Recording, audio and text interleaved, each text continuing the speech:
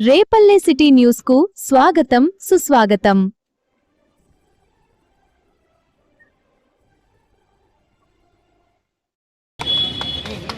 రేపల్లె నియోజకవర్గంలో గౌరవనీయ మంత్రివర్యులు అనగాని సత్యప్రసాద్ గారి సూచనల మేరకు ఏటీసీ తెలుగుదేశం పార్టీ కార్యక్రమంలో కూటమి నాయకులందరం కలిసి తెలుగుదేశం పార్టీ సభ్యులందరం కూడా కలిసి ఈ రోజున ఇంటికి వెళ్తుంటే ప్రజలందరూ నిజంగా ఏం చెప్తున్నారంటే ఈ 2 సంవత్సరాల నుంచి ప్రశాంతంగా గుండెల మీద చేసుకొని నిద్రపోతున్నామండి।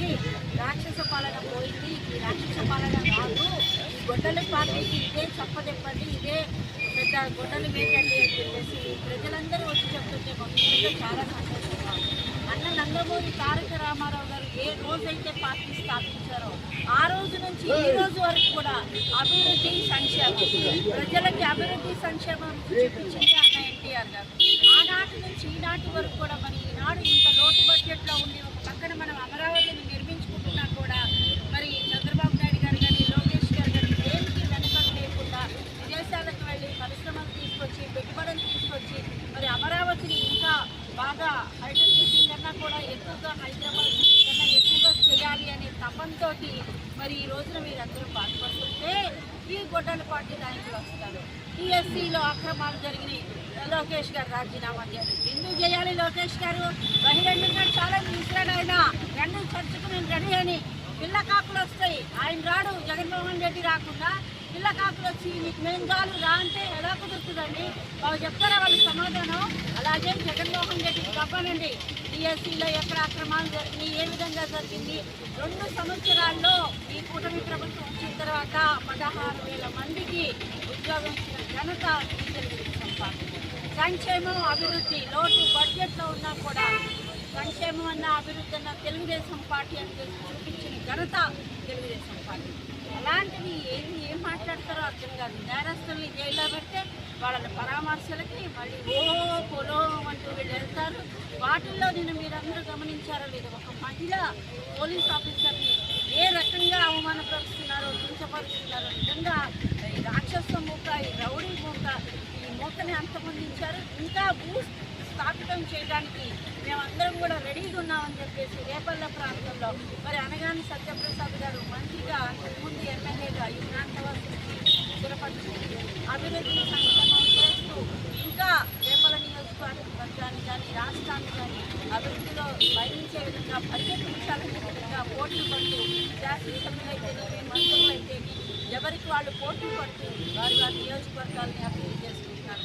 ఈరోజు రేపల్లె నియోజకవర్గంలో సోదరులందరూ కలిసి మేమందరం కూడా మహిళలందరం కూడా ఈ ఇంటికి కార్యక్రమంలో చాలా సంతోషంగా ఉంది।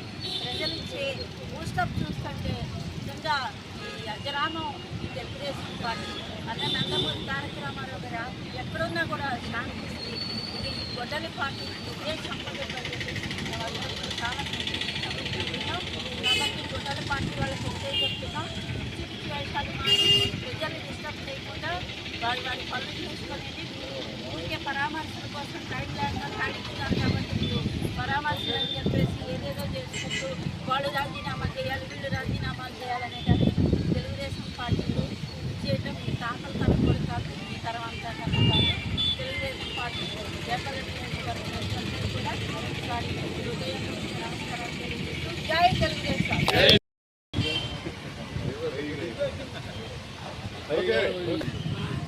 అందరికీ నమస్కారం।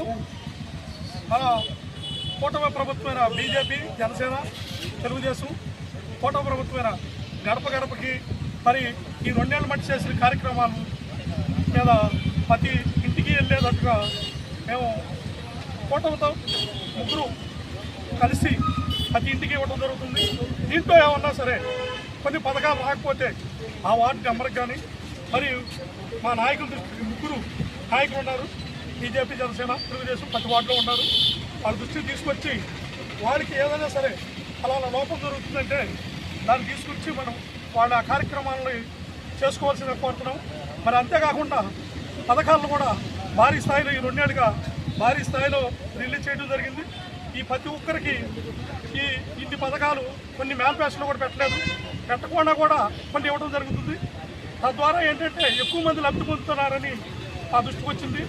ఇప్పుడు రాబోయే కాలంలో మనం కూటమి ప్రభుత్వం భారీ విజయం సాధించాలని మరి మూడు పార్టీలు కలిసి మరి ఏకతాటి మీద నిలబడి మనం రాబోయే కాలంలో శుద్రశక్తులను ఎదుర్కొని నిలబడి అందరం కూడా ఒకే ఏకతాటి మీద నిలబడి ఒక కూటమిలో ఐక్యతను దెబ్బతీయాలన్న నాయకులకి మనం నీట్గా సమాధానం చెప్పాలని ఈ సందర్భంగా తెలియజేస్తున్నాం. ఈ సందర్భంగా మేడం గారు మా ఊరికి రా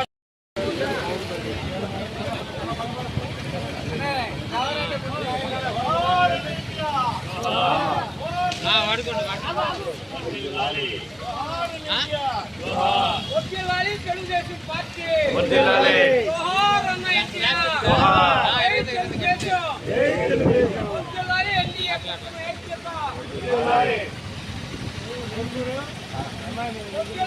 ఆయన కూడా మందు కొట్టలేదా?